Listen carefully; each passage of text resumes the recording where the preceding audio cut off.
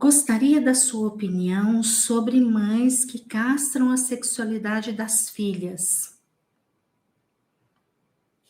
Exigem pureza, sabotam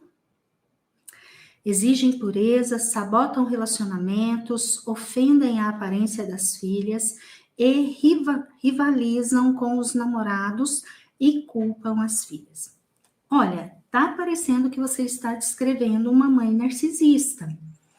É muito comum nas mães narcisistas elas sentirem que as filhas como ameaça ao seu lugar de mulher.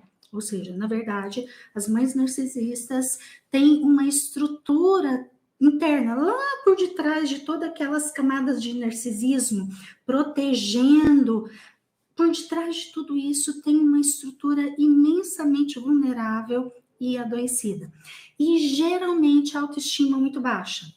Então, por mais que às vezes são mulheres muito lindas, muito exuberantes e de fato belas, elas não se enxergam assim.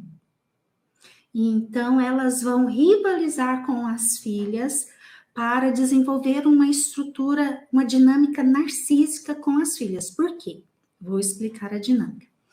Se a filha se sentir muito mal, naquilo que anteriormente a mãe estava se sentindo muito mal, acontece um efeito de pêndulo. Ao ver a filha muito mal, ela automaticamente, no narcisismo dela, tá? Estou descrevendo aqui uma dinâmica do narcisista. Ele vai atacar alguém quando ele estiver se sentindo muito mal, ele agride alguém para que essa pessoa, na sua vulnerabilidade, se sinta mal também. Então, automaticamente, o narcisista se sente muito melhor, porque olha lá, o outro ficou muito mal. Enfim, vai desenvolver alguma dinâmica assim, de maneira que, ao final, o narcisista se sente muito bem. E a vítima fica ali naquele lugar de estar muito mal. Então, é muito comum, ali no princípio da adolescência, as mães começarem a desqualificar as filhas, e ao longo ali da adolescência e da vida adulta desta filha, essa mãe vai fazer isso exatamente porque ela não pode ter uma ameaça dentro de casa. Mas não fique nesse lugar. Busque desenvolver aí em você uma blindagem. E para que você escuta ela.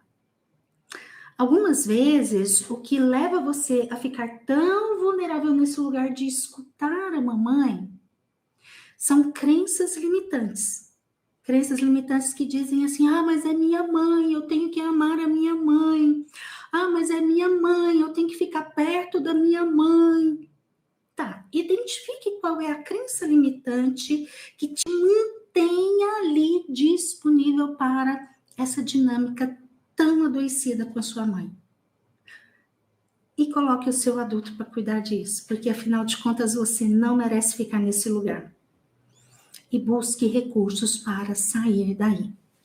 Se for uma crença limitante, tipo assim, mas é minha mãe, eu tenho que ficar perto da minha mãe, eu tenho que visitar a minha mãe, afinal de contas, é a minha mãe. Peraí, coloca um pouquinho o seu racional e avalie isso. Precisa estar tão próximo de fato à sua mãe? Outro dia eu perguntei para uma paciente que tinha uma situação semelhante. E essa pessoa ia à casa dos pais toda semana visitar os pais. Então eu perguntei para ela e coloco essa pergunta para você. Com qual frequência você visitaria os seus pais? Não é tanto quanto você vai, não é? Então, aprenda a se ouvir. E desconfie daqueles pensamentos que vêm à sua mente e que te levam a ficar tão próxima e tão disponível. Você merece estar diferente. Você merece ser respeitada. Se a sua mãe não te respeita, então não fique próximo. Ah, Inês, mas é minha mãe. Pois é, então aprenda a colocá-la aí no seu coração, estando fisicamente distante. O truque é esse. Mas para isso você vai precisar de um adulto bastante disponível para olhar para sua criança, ok?